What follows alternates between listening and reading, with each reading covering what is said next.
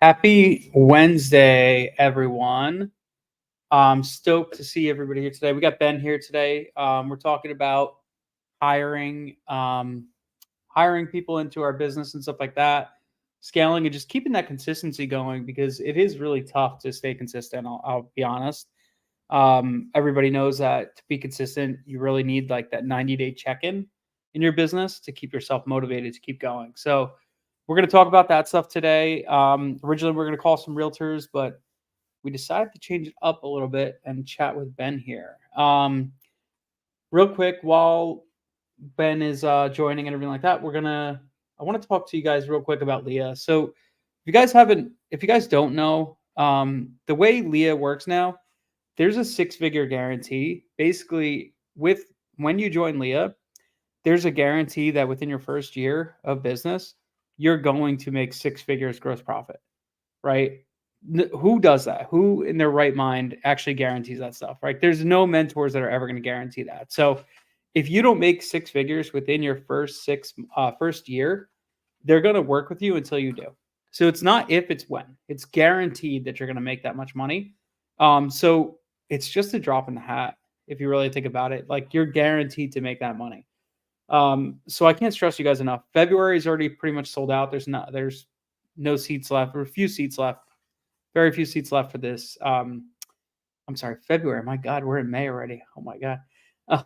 This month is pretty much sold out. June is filling up fast. As you guys know, we only do a few seats per month. That we can only allow a few members per month to join. So it's not open enrollment. It's very limited access. So if you do want to become a LIA member like Ben, and like all of us, please, go on to landinvestor.co/apply. Just so you guys know too, you'll basically schedule a 15-minute discovery call, see if you're a good fit. We don't just take anybody into this. Sumner's extremely selective, and he's only going to take the motivated and the people that are actually going to be successful. So he really wants to see everybody succeed. So you got to make sure you apply. We're going to see if you're the right fit. Are the right fit, then you'll be, allowed to join LIA. So super excited to see you on the other side. As you guys know, we have the LIA Mastermind coming up. I'm going to drop that here. Right here, landinvestor.co/mastermind. So right here, this is the mastermind. Now the dates changed. We actually, the dates are now going to be October 12th and 13th. So please keep that in mind. If you had already bought your ticket, the dates had to change. So please keep that in mind right here. It's October 12th and 13th with the VIP day before. So please make sure you check that out. The tickets are selling fast. We only have 275 for standard and 25 for VIP. These are not the real numbers. These are the total seats, but most of these VIPs are pretty much sold out. And a lot of these standard pre-sale tickets have already sold out. We're going to do an awesome hike. We did this is last year's. I'm somewhere right here. This is the actual event. Super fun. You guys see Sumner talking. It was awesome. We had a ton of great people there. So make sure you guys come out. It's going to be awesome. That's where I met Ben. We got to hang out a lot then. It was really fun. And I'm stoked to see him there again this year. So yeah, let's hop into this. Let me give you guys this too, so everybody asks. Here's our PA right here. Still our purchase agreement. This PA is available for you guys. This is the PA we use to lock up all our 6-figure deals. I talked last week about a deal that we just closed on that we had a $220K spread gross. So on one deal. It's crazy. Absolutely insane. So cool. So let me bring Ben on. What's up, man? Yo, what's going on, Dennis? How we doing, man? Good. First, I just wanted to say, absolutely anyone who's on listening to this should grab their spot immediately for that mastermind. It was super epic. Unfortunately, I can't make it with the date change now. There's a wedding that was on the weekend, so that I can't get out of, family wedding. But it doesn't bother. Really, Friday, man. Dude, I wish. I know. It's tough.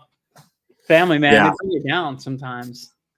I know. I'm gonna try. I'm thinking about maybe asking Summer, or just put it on Discord. Maybe I'll try and get like a West Coast SoCal meetup because I know there's a bunch of people. There's been people down in San Diego, and I'll be down there in August. So maybe I'll try and sanction a unofficial LIA meetup then. Just do it. Guys out here. We're going to be doing a Jersey one at some point. I know Ray is going to be coming out here, and Ray McLeod and a couple other people. So we're going to try to do one together. So yeah, do it, man. Yeah. I've always a good time when meeting other land investors. I'm actually go hiking with another land investor that I met recently who lives in Pasadena. So like I'm all about like really trying to up the networking, and especially in this business, because I haven't met a single person in land investing so far that's like out to get someone else and just like trying others all in it for themselves. It's an amazing networking community. Yeah, like, I haven't seen anything like it. Yeah, everybody shares. It's very like share your information, work together, collaborate, because there's no reason not to, right? It's just, there's so many opportunities for everybody that there's no limiting here. Totally. That's what I really love about it. So yeah, this business is awesome, man. It's really great. At this point I'm so like my time in my business is so low right now. I'm probably like 2 hours, maybe 10 hours a week max. Okay. Realistically, which is awesome. Like how many businesses can you run that you're making, 6 figures in a month that you're working less than 10 hours a week? It's insane. What do you spend most of your time on in the land business on a week-to-week basis? So I do 3 things. My main 3 things are market selection, which actually I just passed off. Nice. So that was one of my main things. Market selection. I would do like review my mailers before we sent them out. Okay. And then my last piece of the business was deals when they came in. I would just verify and approve deals. Nice. So those are my main 3 pieces in the business. And the other stuff is like raising capital things. But capital raising is so easy now that it doesn't even really count, because it's just like taking my friends out to dinner and taking people I know who, that's I don't consider that right. Business. You do that every day, and then they it's just a good excuse to get out to dinner, So it's pretty crazy. Now I just passed off the market selection, and I just passed off the deal reviews. So my last piece of the puzzle is hiring somebody to run sales, and then I'm basically just in the back making sure everything's chugging along. So collecting a check every month. There you go. Pretty much trying to do that, and then just focusing on the higher level things and getting into the bigger stuff, like getting into doing like more bigger subdivides and stuff like that. So how about you? That's all the rate. Like I feel like that's on top of mind for everybody that I've been speaking with lately, is like especially guys that who started around the same time as me. They've been in the business for about a year, and I think you started only a few months earlier than I did. And once you get that system down, where it's just a conveyor belt of market selection to getting your marketing piece right, to working the leads, getting the sales done, and just working on honing in those KPIs of just, hey, it all comes down to getting the mail out the door, right? For me to start off with. And if you do that on a consistent basis, it works. The system just works. You hit your mailer goal, you're going to get deals. And so that's what, and once that's been flowing and that's been at a steady pace, it's like, okay, it's very easy to systemize. But with that, especially if you get to a decent deal flow, what I found is that those big subdivide deals initially fall into your lap, right? Because you're not going out marketing for it. So the ones that do, that you want it, you look at it and say, oh, how do I unlock all this value out of it?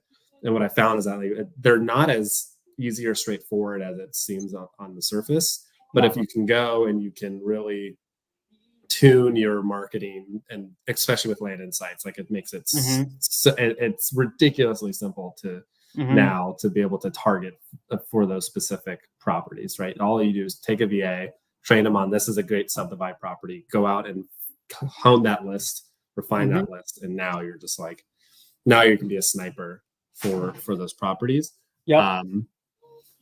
the key thing for the subdivides that I found is that knowing the type is like, is this going to be an entitlement subdivision? It's going to have a long runway.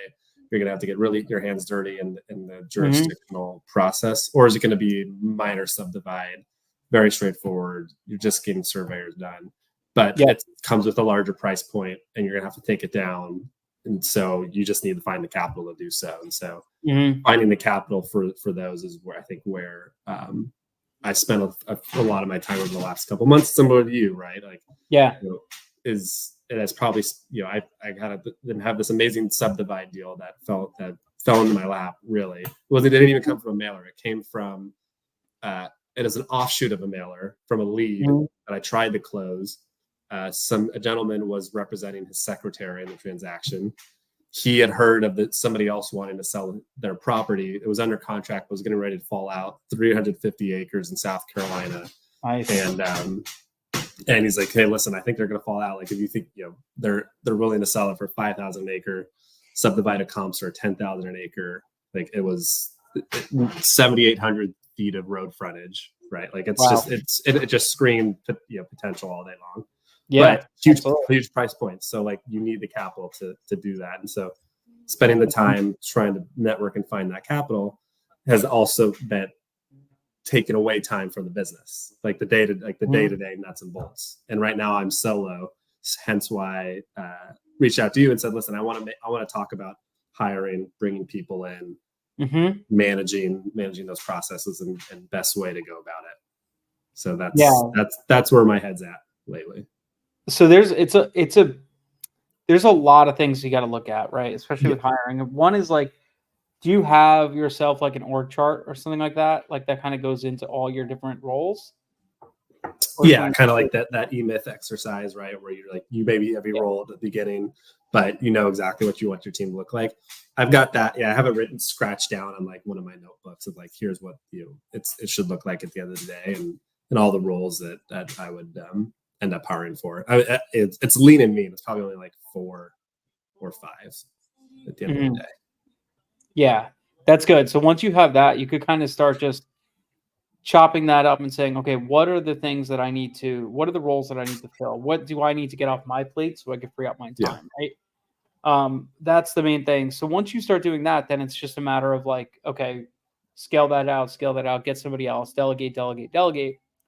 And then, the hardest part, I think the hardest position to hire for is going to be your sales. Once you're doing that, because that position is they're visionary-esque. Like they have their own like intentions and growth mindset that a lot of people that are on the sales side tend to come and go. It's not always just money that's going to keep them with you. They want to also grow themselves. Yeah. So it's such a position that could be hard to fill, or maybe you have to refill a lot. Right. So building a good team of people around that, or a good team of or a good process to rehire is always important. Right. Once you find somebody that's good, make sure you just outline every single process and keep it stored away, because in 6 months to a year, you might have to redo that again. Right. So that's the hardest one that's ever going to be. And they're never going to care about the business as much as you are. Right. Right. And they're also never going to be able to say yes and no to things like you can. Right. Like when I look at a lead, I'm like, okay, cool, let's just lock this up. Like there's no question about it, right? But when I have an acquisitions person look at it, they're like, let me confirm, let me check, let me do this, let me do that. It's never just a black and white as it is with me. I'm like a yes or no kind of guy. They're like, maybe let me check. So it makes it a little difficult with that kind of stuff. And it's so having like a good, like I actually just did this the other day. It was a pretty good exercise. I'm like, what is the perfect like flip? Like what's a good perfect deal for me, right? And I outlined it pretty well. I was like, perfect flip, perfect deal looks like this. This is the property. There's no contingencies. It's got good road frontage. The topography is good.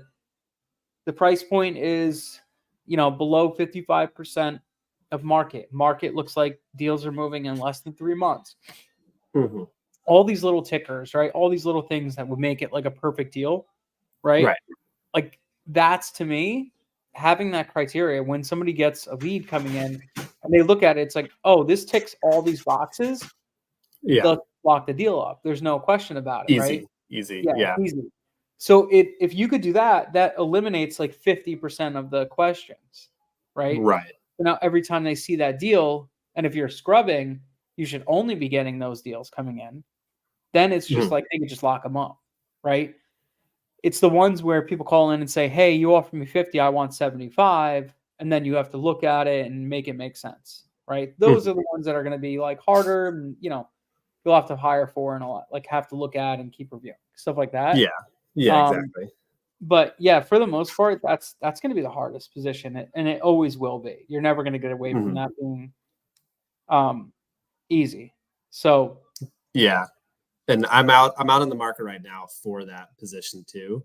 And yeah, part of what concerns me is making sure that I have enough of the SOPs and enough of that criteria down on paper to be able to share with them and say, hey, you can, this is your guide, this is your Bible. I'm not always going to be there to answer your questions on a day-to-day basis, hour-to-hour basis. So right, it needs to be recorded, and just getting this stuff out of my head and onto the paper is what I've been trying to focus on over the last few weeks. The hmm goal being having someone starting like on July 1st. So I still got a little bit of time to refine all those processes and yeah, SOPs down. But that's a great, I mean, having that criteria, right? Like a lead literally came in yesterday that it was like, you check all the boxes, be like, oh, this is easy. mhm. Right. Like I didn't even have to negotiate price. They sent in the signed contract. Those are the best when they send Those back are the the signed best. Yeah, contract. We're like, I don't even have to negotiate. I can just say thank you, and I'll see you yeah, at the closing table. yep, Um, exactly. We're opening escrow. We'll see you soon. yeah, exactly. It's like a no brainer when you get those in. Yeah, So right. having But that then, criteria, and honestly, like I did this the other day, and it was funny. I was like, I couldn't sleep for some reason. We were away this weekend, and I'm like, I like couldn't sleep, so I'm like, I'm gonna write this down. I created this perfect crystal criteria, and what I'm yeah, gonna do is have somebody create like an infographic, and mhm, it'll almost be like it'll have like a little picture next to it of the type of property, and it'll have a little picture of like all the little things that make it like a perfect property. And then it's like now I'll know kind of like, or anybody who sees it will just know that, hey, this is good. Let's just do it, kind of thing. yeah, Um, so yeah, I think it's definitely important yeah. to have that. And then But yeah, on the flip side, when you got that list, if you're missing 2 or 3 of them, like, oh, it's got road access, but it's not a great road, or mhm, there's topography on it, but maybe some of the other houses are around are built on topography. Like it's maybe doesn't check all the boxes. You just train your acquisition manager, your sales guy up, and be like, hey, these are negotiating points. This is what yes, you use if you do need to bring the price point down, and this is what you use when you're out finding other comps to mhm, comp it against. Also, you exactly. hold everything up against each other. Yep. Like I talk about the 3 pillars, right? In wholesaling, we talk about 4 pillars, right? But Mhm. we don't really have condition in land. I mean, we kind of Yeah, do, right? Was it clear cut? That's kind of condition. right. But the 3 pillars are really time, timeline, motivation, and price, right? If their motivation is super high, then Mhm. that right there is your number one, right? High motivation means you could really need to like that's the one you could really drive everything else down. You could drive the price down and the Yep. timeline and all that Yep. stuff. If they have high motivation and a price in mind, which makes sense, then now you just got to cut the timeline down. Say, hey, look, we could close this real quick. Boom, make Mhm. it easy for you.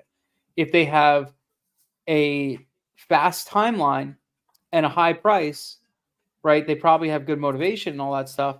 Well, now it's like, well, we got to just lower this price to get this done, right? You just have to Mhm. kind of move things around to make it make sense, right? If they have Yeah. motivation and price, but their timeline's like, like 7 months from now, well, then it's going to be hard to get them to move unless you're like, okay, well, I might have come up a little bit just to get them to concede right now because it makes sense, right? Mhm. You have to kind of work with that stuff. Yeah. Um, Or so you yeah, option it, right? You pull out your other tricks. So you option it, try and double close, whatever you right, can do. Yeah. Yep. exactly. And like, all right, so deals like the big talk is South Carolina right now, Mhm. and wholesaling in South Carolina and all this stuff. And a lot of people are like, well, I can't double close in South Carolina. Well, Right. if you're good at raising capital, you're fine in South Carolina, right? Totally. So you could still market, buy properties, and then you could just wholesale it. Basically, well, that's essentially what we do in land, anyways. We wholesale. Yeah. We could buy properties, list them directly on the market, and sell them. You know, Mhm. that's what we're doing. So, Yep. as long as you have the cost of capital to support that, right? Like, yeah, you just that's what you got to do in order to survive in a market like that. You just have that you're an owner. It's part of your business. Business conditions change. And Vernon, everyone go to Vernon, who says he'll fund all South Carolina deals, even if it's up to 60-70% of market value. He'll take those down all day long. I love it. Yeah, I want to get into funding too. So Vernon, we might have to talk, man. Hold on 1 second. I got an emergency text from my wife real quick. I just gotta check one thing. Yeah. So it's important. Like when you're kind of doing all this stuff, you got to really look at yourself and say, hey, how can I optimize different things to then hire them out, right? You can't just give somebody like a whole train wreck of a business and say, hey, I need a position to make this train wreck cleaner, right? You need to kind of like have a good plan in place and then bring somebody in for that plan, right? So how are you hiring people now? Actually, now that Vernon's on, he let me on to his hiring agency, outsource my tasks. So they're the ones who are going to lead the charge for the acquisition manager. Nice. I recently actually want to also shout out Nick Staley, who I think you had on here probably a couple months ago. He's just started off his land journey. He's a 20-year-old kid going to Grand Rapids Valley College. He was looking for an internship. He threw his hand up in Discord saying, I want to work with somebody who's in the business. I immediately snatched him up by, nice. And he's like, yeah, I'm going to have all this time over the summer. I can do I can put marketing campaigns together. And he's been a rock star so far, just like helping me with market selection, getting the mail list together, pricing the markets. It's nice having someone like him who's been through the LIA course, understands the everything, helping me like put together like the SOPs for that position as well. I'm hoping it doesn't get too successful because I'd love to keep him on as long as I can, but I have a feeling he's going to be too big for me by a very short while. This kid is just like, he's pumping out hundreds of cold calls every day as well when he's not marketing. So like he's going places, but so I've got that set for now. Like it's temporary, but at least it's going to helping me create those procedures and that I can then pass off to the next person when he does eventually move on. But that kind of operational role is going to be is pretty big. Behind that. So that's the problem. Like I said, he's a visionary. So the reason why he's successful is he is a visionary. Yeah, he's a good kid, and he's going to be extremely successful. But his success is not going to work well with somebody working underneath somebody, essentially. So totally. Yeah, he just needs to build up the capital to be able to support his business, right? Like he's pretty much starting from zero, and he's already got a couple deals that's under contract right now. And he'll make 6 figures by the end of the year, no doubt. Oh, without a doubt, easy. Yeah. I mean, it's one deal. You're one deal away from figures. Exactly.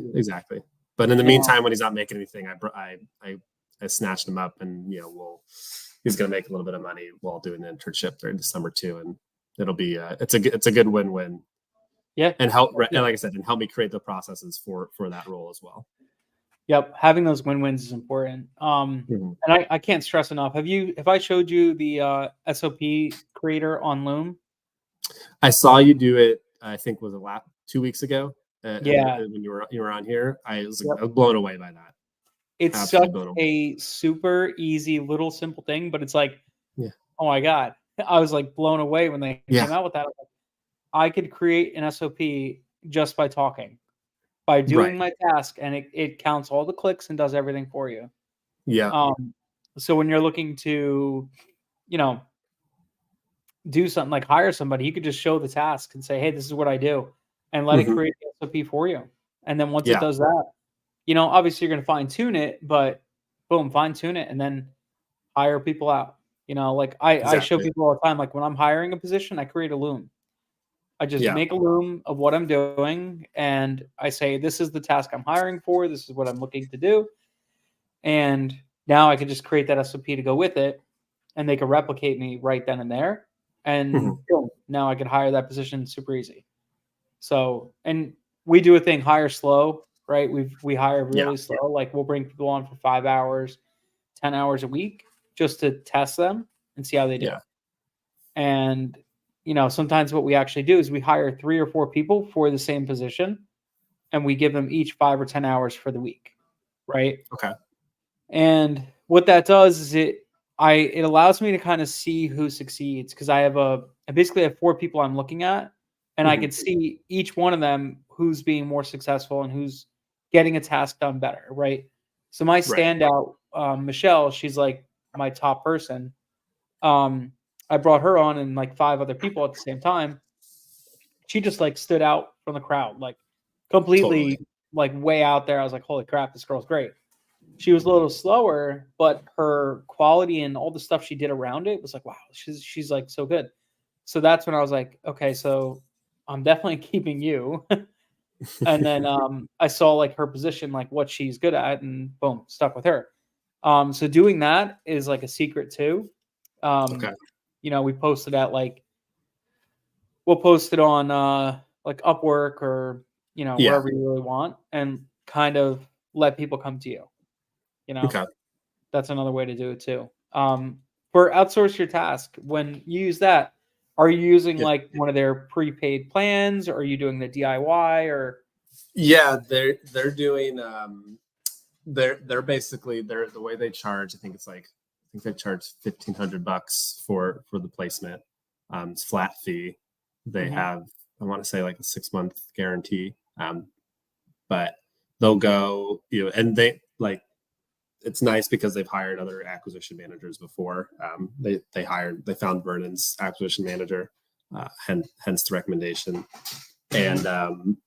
and so they're familiar with what I'm looking for. If you fill it out, uh, they'll bring you 2 to 3 candidates. They'll vet all the 100 candidates or so that they get. They'll boil it down to like the 10 or top 10, and then they'll present to you like 2 or 3 that they think will meet your criteria. So, Pretty sweet. and they want you to bring on, just hire one person for full time. I think with what you suggested, definitely would make sense. I think if the acquisition manager role and my business had more well-defined processes, had more systems that I could, you go out, and now that I feel comfortable managing it for that role, just think, okay, let's go out. We need to hire someone else, but we can do this posting ourselves and go bring on 2 to 3 people for a part-time and see, Mhm. right. And once you have enough lead, I feel like I only have enough good lead flow in the system to bring on one acquisition manager anyway, right? So that part will come as my marketing ramps up. Yeah. But you're just doing blind offers right now, right? That's Blind your offers, and we're stacking in some other stuff. We've been getting some good SEO stuff. Actually, Michael Orange, if oh, you interesting. on it. Yeah, Michael Orange is awesome. He built my website for me and kind Yeah, of has been doing all that stuff. And we've been he built my site for me. We've been working back and forth together, and we're getting yeah, him started in land, and like he's marketing with us and all that stuff, which is great. Awesome guy, and we've been getting some leads from that. interesting. Nothing that came in that's fully like that we actually bought yet. Okay. But a couple good leads. I'm like surprised actually how it's working. Um, our website's really like good, and our name is good for that stuff. Yeah, Um, you know, so it tracks really well, it searches really well. So between that, we're stacking in. We haven't done any texting. Honestly, I should do texting. I'm just so burnt out by it because you probably did it with your wholesale, right? Like, dude, I did it.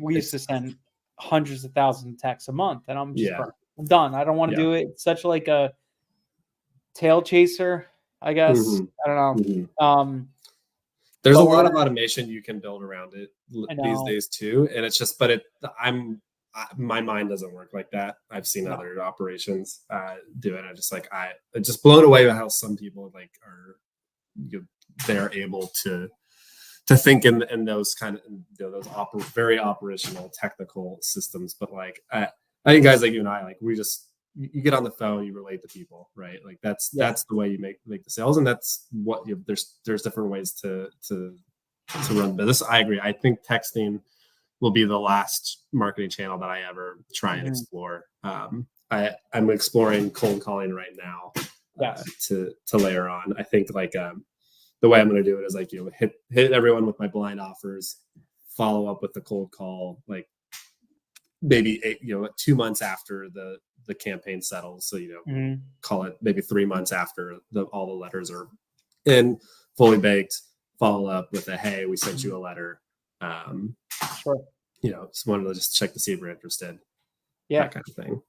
Yeah. Cold calling is a good thing. I have, I've done a lot of that too. I mean, we used to have a pretty sizable team doing that. And, I'll tell you from experience, if you're going to cold call and you're going to do all that stuff, there's a lot of little nuances you need to learn, right? Yeah. There's so many little nuances, and you got to be careful because like little things like giving out your business name on the first call and saying like hot words like, give you an offer, things like that are very, you got to be careful with that stuff. You get litigated on pretty quickly. Okay.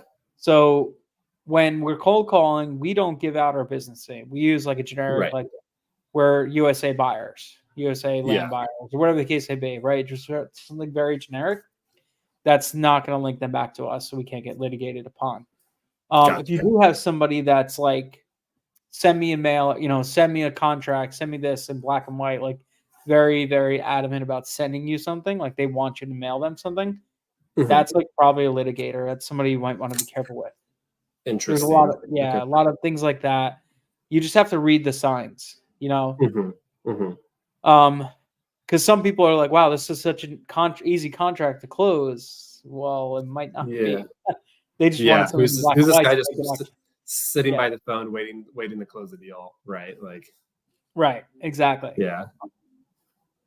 Cold calling is not something that's gonna net you a deal within the first 3 months, 6 months, or anything like that. It's gonna take you a long time, and it's gonna take a lot of calls and a lot of follow-ups and everything like that. The average when we used to cold call, average for contacts to close was 26. So it could be one, all the way up to like 100, but the average is 26, right? That's so wild. You have to make 26 touch points before you get a closed contract. Okay. Right. That was within houses. Now land, I could see that being pretty close to the same, right? Yeah. You're taking a cold lead and you're converting it into something. It's going to take you a long time. Totally. So with that in mind, you have to be persistent and consistent. In your follow-up, and have multiple ways to follow up, build a really good pipeline and system and processes and stuff like that. So it's a lot. That's good. That's good to know. That's good to know. I mean, the main reason why I wanted been exploring this, because with an acquisition manager coming on, I want to make sure that they have plenty of leads to work on. So these blind offer leads that we're getting, they're very high intent, right? You can do the 2-call close, and most of the time you don't have to, it's probably closer to the 7 to 10 touches that you really need with a blind offer versus cold calling, right? Like it's a lot simpler, but you do the math. The math that I've done is you send 10,000 mailers a month. You on average, say you get 50 leads in, 20 of those leads are like, don't F out of here. So you're like 30 leads that you're really like having to call, explore. Maybe 10 of them are bad properties, but you got to qualify them anyway. So, you're like really talking to 20 people a month, like 20 people in-depth conversations, spending 20 to 30 minutes each time, trying to really, hone in on them. So the talk time at that level, just say like 20, you're spending on average let's just say you take 20 minutes to 20 people, you're really getting in. That's 400 minutes a month. Mhm. That's only 6 hours, right? And Yeah. you're hiring a full-time person to manage that. And Mhm. granted, you'll call some people twice, you'll call them, follow Yeah. up. So for full-time job is 40 hours a week. So like, what are you going to Mhm. do with the rest of the time? So if you get the cold calling in, you could fill that space in, right? So that's Right. where my thinking is for opening that channel as well. Mhm. And I think obviously it'll take time for an access manager to ramp up and get to that point where they're doing that consistently. But Mhm. that's where the idea for me is like, okay, let's start opening up these other marketing channels. Yeah. So for with outsource your task, you have to hire full time right away, or is it something like you could say, "Hey, I only need somebody 20 hours a week right now, but eventually we're going to be ramping up as we scale our marketing." You can let them know. You can let them know that it's like, yeah, it's going to be it'll be start off as part-time. You're paying hourly anyway. I'm going to do a lot of training up front too. It's going to be a lot of like, hey, here's all the videos you need to see. Here's all the past sales training videos that you've done that you need to consume, and you need to write me a report every day. Like the first week is just going to be education. The next week we'll start hopping on the phones, shadowing me as we do so, and then they'll, by the end of the month, they should be running with it full time. Nice. Yeah. And I guess too, you need a backlog of leads or leads coming Yeah. in to kind of like, Yeah. no, hey, look, I got to train this person. I got to be able to call all these people to be able to train them, right? Yeah, exactly. So Exactly. it's Right. like So like, you almost have to ramp up your marketing to then anticipate that kind of thing. yeah, you don't want them sitting on your hands. Yeah. Yeah. So make sure you're ready when you're going to hire for a position like that to, have enough lead flow and stuff like that. How much mail are you sending right now? I'm probably, so for this year, I've averaged around 10 to 11,000.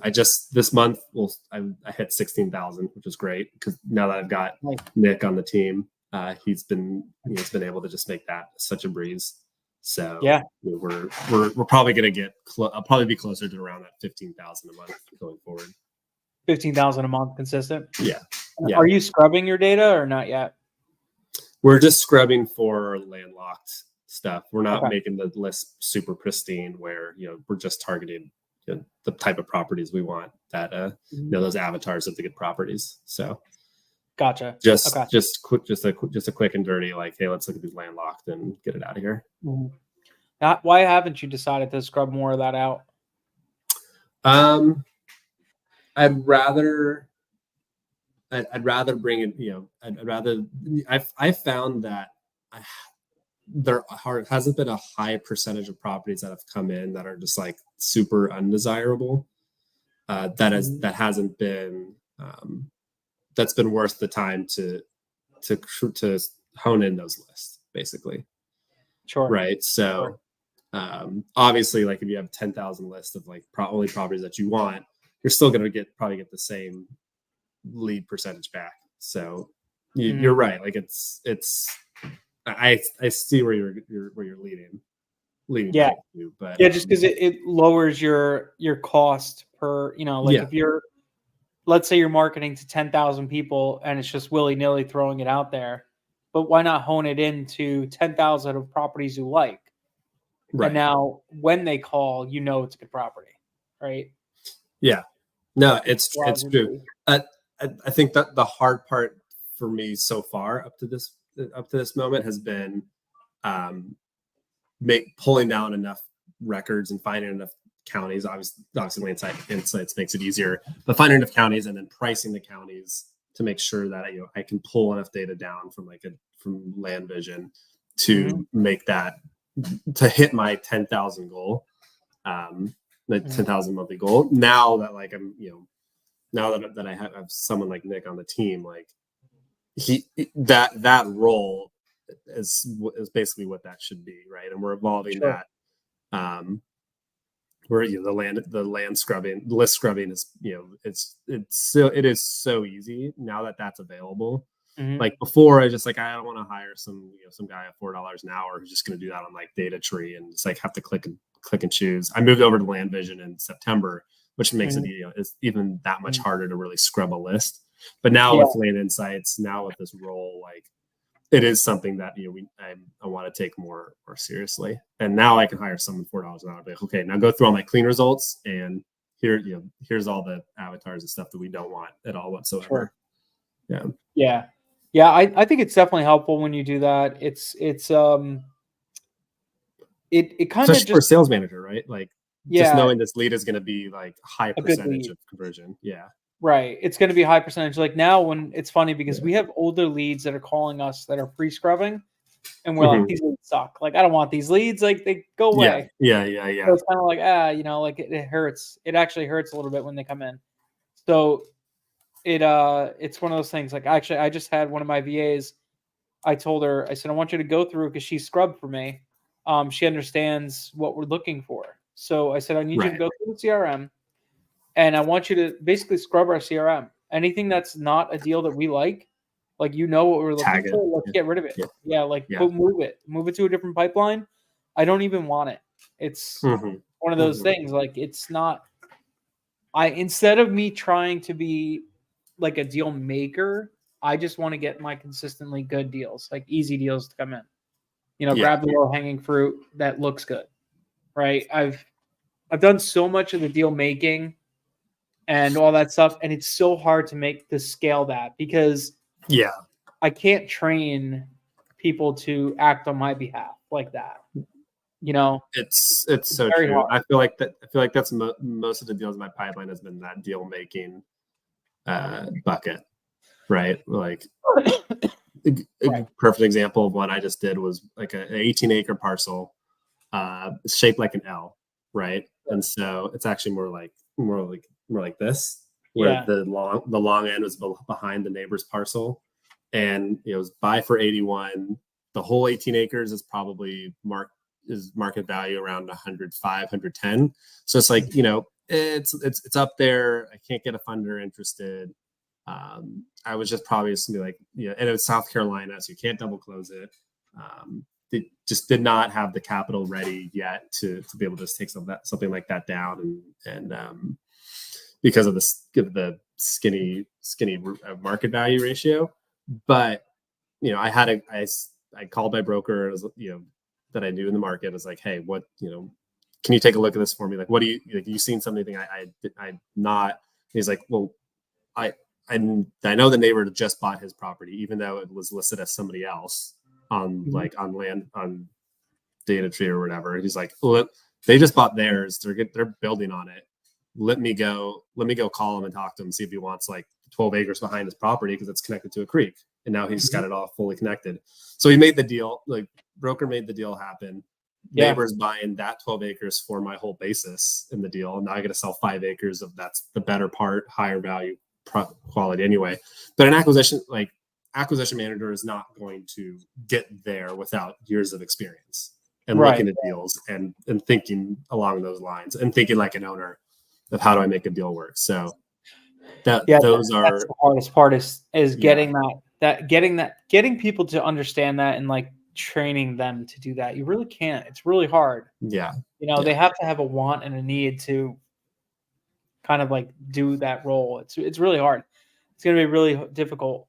That's why for me, like when we have 2 acquisitions managers now, and they're great. I'm actually looking for somebody to be lead manager, sales manager kind of person, right?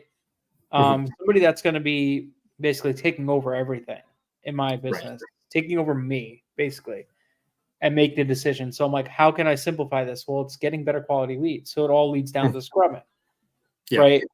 So we scrub so that I know that the deals that are coming in are good deals, right? Yeah. And when they come in, there's no like guessing or figuring it out. Well, let's be the deal maker here and make this work. It's all upstream of that. Exactly. Yeah, exactly. And then what I'll do is now I'll build like a second branch of my business that'll be the deal making stuff, where it's like that's where I'm coming to play, and I look at the leads and figure out, okay, how can I make this work, and how can I do different things, right? Yeah, and it'll only be and those are the high, and you have a minimum profit target in mind too, because you're going to be actually making those deals. It has to come at at a high price point because your time is way more valuable, right? Exactly. So that's exactly how I'm trying. That's exactly where I'm thinking. And so the strategy of making sure that what I call like the barbell approach, right? Like it goes back to the subdivisions that we were talking about in the beginning of this call. The nuts and bolts, the bread and potato deals, the basic flips, like that can be scaled tremendously. Yes. You put on a conveyor belt, like it could be in and out nonstop day after day. But those bigger deals, the bigger profit deals, like one or two of those deals make your year. Like there's a bunch of guys who I know in the business who've started 4 or 5 years ago, who've scaled up, hired 3, 4, 5 acquisition managers, had 5 list scrubbers. Like they've all cut down to be like just having one acquisition manager now, and they're just going after the bigger deals, because once you get to that point of like, I only need to do 5 or 6 deals that are making me $200,000 to $300,000 per deal. Like, why am I keeping this operation up and running? Well, you need to, because you need to be able to support the rest of the business and yourself while you start to get to that level. Yes. So exactly. That's you need to put the pieces all together in place in order to do that first. You can't just take the jump yet. Exactly. That's kind of why I was going to change things in my business, where I'm like, I don't even want to market to things that won't make me 6 figures. Right. Right. That's what I was telling myself. But then I was like thinking about it. I'm like, a lot of these simple deals, maybe I don't have to take them down. Right. Maybe I could just wholesale them out. And that's kind of what I'm thinking now too, is like, if I get a deal that has a really good spread, it's a good deal, straightforward deal, I'm just wholesaling it out now. So I'd rather wholesale it to another guy inside LIA, give them a shot at it. And if they can make 30 grand, great. I'll make 5 grand quick, done, out the deal. It just keeps the business flowing and all that stuff. But I'll still keep my marketing up and all that stuff. So it's kind of like one of those things where I'm like fine tuning things a little bit. We're still going different ways. But yeah, I'm thinking about that too. So I really want to focus on getting those 6-figure deals, but we'll still mail. We're basically not mailing anything that doesn't have a market value of 80K or less. Same. Yeah. So if we're doing that, then it allows us to kind of like, that's one selection. I was going to change it and say, I don't want to mail anything that's worth 200K or less, but it requires a lot of market selection, refinement, like a lot of data. You're mailing to basically 100 counties versus like maybe 10 counties, right? Right. To get to that scale. Yeah. So we're going to keep going as we're going. With scrubbing, we reduced our mail volume. We were doing like 20,000 a month. Now we're only, I think last month we only sent like 7,000, right? Yeah. But the type of properties we sent to are better. So our mail cost went down. Our numbers, our lead flow went down too, I'd say. Is that, well, yes, 100% it went down. But the conversion rate. Yeah, right. Exactly. Like the time it takes to close the deal is less. Like the time it spends on your team is less. You're right. Like you're probably pulling the same amount of data out of Land Vision or whatever, but like you said, you're probably pulling more. Yeah, right. Yeah. You're probably pulling more. But yep. So about how many like on average how many counties it is to get to that 7,000 of like clean and pristine? Probably about 15. I could actually just look at my KPIs real quick. I'll tell you real quick. That's probably that would sound right to me, because like if I'm this past month I sent to, I've got my list here. I sent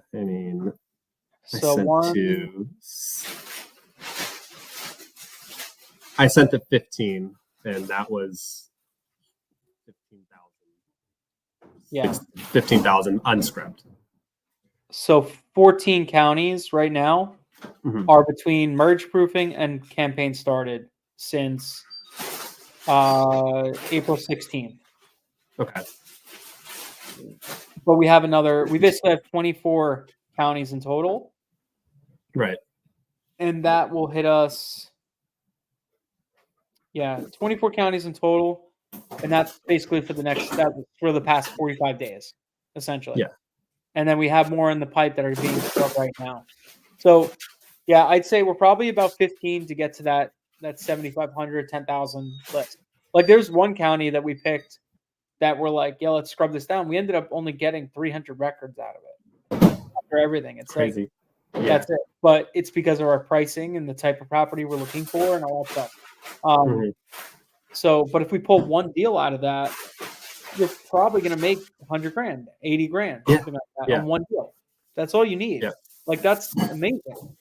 So that's where my practice has always been coming into the business is like, my first filter was like yours. Like I'm only going to mail 80,000 market value and above, right? And try and target that $40,000-$50,000 spread in gross profit. And like that way, I only have to do 20 deals a year to get to $1 million, right? Yeah. Yep. Get 20 deals. You need to do 120,000 letters for 5,000 letters a pop. Like that was the math as a calculus. But you don't need to get to 120,000 letters now if you're getting really good deals every it's only sending 7,500 out. Now your gross value, now your gross profit creeps up. Exactly. Like we've mailed about 58 counties in total. Some of them remailing and all that stuff over our total thing. And this year alone, we're almost $500,000 net this year. So, and we've only probably mailed this year alone. This year alone, we've only mailed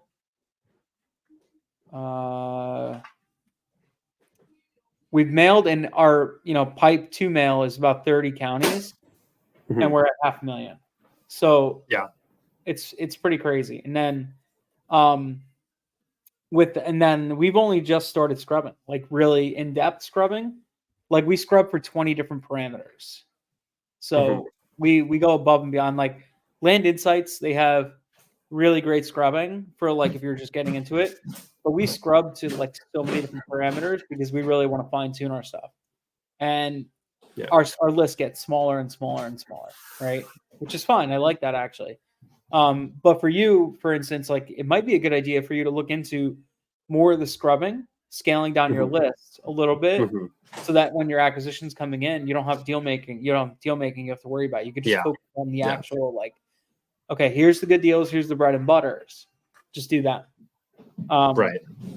And as they get more acclimated with the business, then maybe say, okay, let's start adding in some odd shaped properties, mailing them like less or mailing them whatever. Like we're actually going to start adding in later on landlocked properties that we've scrubbed out, but remail them more as a neutral letter and just say, hey, if you have access to this property, we'd be interested in buying it.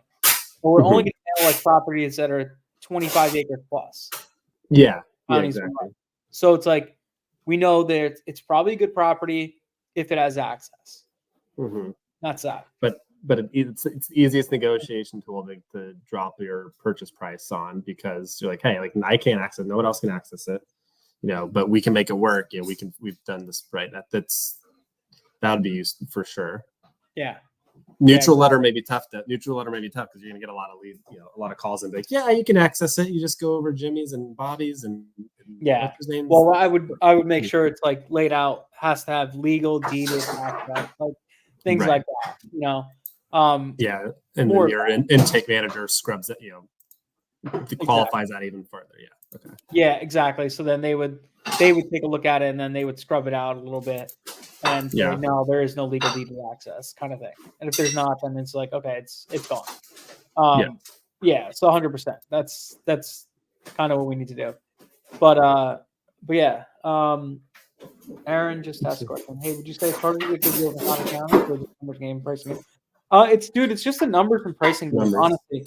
You can mail a super hot county and not get a single person to call you, and then remail that same exact county a month later and get 20 calls. It's so weird how it works, but it's just how it works. I don't understand it. Nobody really does. It's time. I can't even say it's timing the market. I don't know what it is. It's just throwing it out there and just seeing what sticks. there's counties that we've mailed. Like I mailed a county that I'm looking at my KPIs right now. I got a 74% response, 0.74% response rate, and we did really good. And we actually had a really good contract rate as well. And I remailed that county expecting similar, and I got zero. I got like 0.00% response rate. Yeah, It's been terrible. they're crazy. Yeah. Like I have another county that we just mailed. I have a 0.8% response rate, and it's been doing really good. But we still have not contracted a property yet. Right. So we have a really good response rate. We have some pretty decent properties, but all the properties, nothing I'm like in love with that I'm like, we got to move forward on this one. Right. Actually, I lie. We do have like 3 contracts, but nothing that we bought yet because I'm not like totally in love with them. Right. Right. You're pretty quick to get it under contract and then negotiating afterwards, right? Yeah, I'll get it under contract and then I will like assess it. I want to see kind of like what the deal looks like and all that stuff. Sorry, we just remodeled our diners. She's trying to take pictures of the That's okay. Yeah, not us. I get it. Yeah, so that's just how it is. It's we try to get it under contract, then we take it from there and reassess. So yeah. But yeah, man, I think that's pretty good. So any other positions you're kind of asking to make any other positions you're looking to fill, or is it acquisitions first? And acquisitions first. I've been really thinking about generalist VA too. Just handling, because I feel handling the inbox, handling managing everybody else on the team as well. I got a lot of you. You should get a generalist. You should get a pricing VA. Yeah, like my pricing VA is like she runs the business essentially. I say. Does she price the markets and the comp, and when the leads come in too? Does she, or is it? She was doing that, but I just switched her up because she fits better in a role where she kind of just does her thing. Okay. So now she's doing market selection, pricing the markets, sending them for scrubbing, and then other people scrub it. She brings it back in. She does the merge proofing and uploads and all that stuff. Whatever. All that's her whole role. Got it. So a lot like what Nick's doing for me then, right? Like yeah, exactly. So once we brought her in, she kind of like automated a lot of that stuff. Yeah. And then what we did is we have another VA that was doing scrubbing, and she's like, I'm not getting enough hours because she was doing scrubbing and pricing. So I'm like, well, I actually just had a meeting with her this morning. I'm like, well, I'm going to give you more hours. I'm going to have you do lead intake and some light follow up, like just keep warm leads touched. And like I was saying before, she's going to scrub our CRM. Have her do that. And which, by the way, if anybody wants some leads that are just not fitting me, I'll pass them out to anybody. I don't care. So I'll let you guys know. I'll put together a list and drop it in LIA or something like that. Yeah. So we'll do that, and then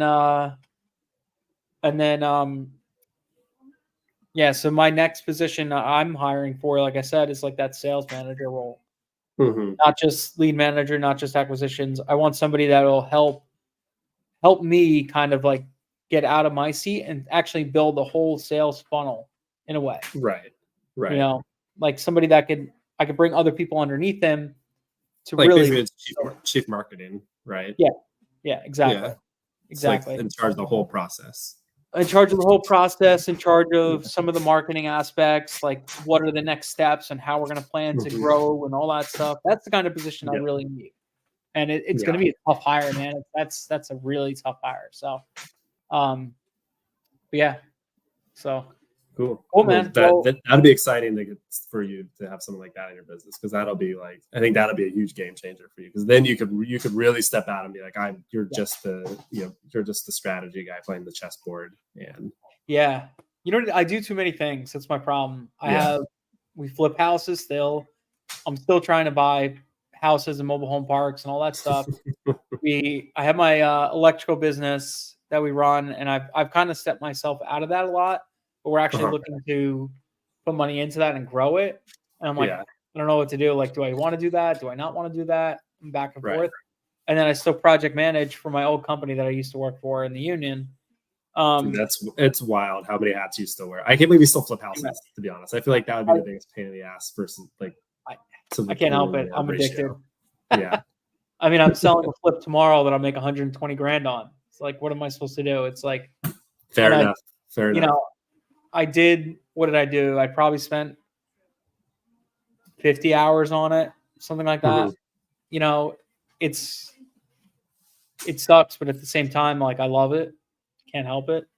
And I've 3 more flips going on that we're doing. And there is something to be said to, bringing these old houses up to snuff. So in some ways you're doing a good service. Yeah, I do love doing it. It keeps my guys employed and busy. Like I have contractors that call me all the time. So we need to graduate you to bigger properties then, start doing some multifamily stuff. Yeah. Get some depreciation on the book so you can start offsetting this ordinary income. Yeah, that's why we buy properties still. We buy as many properties as we can.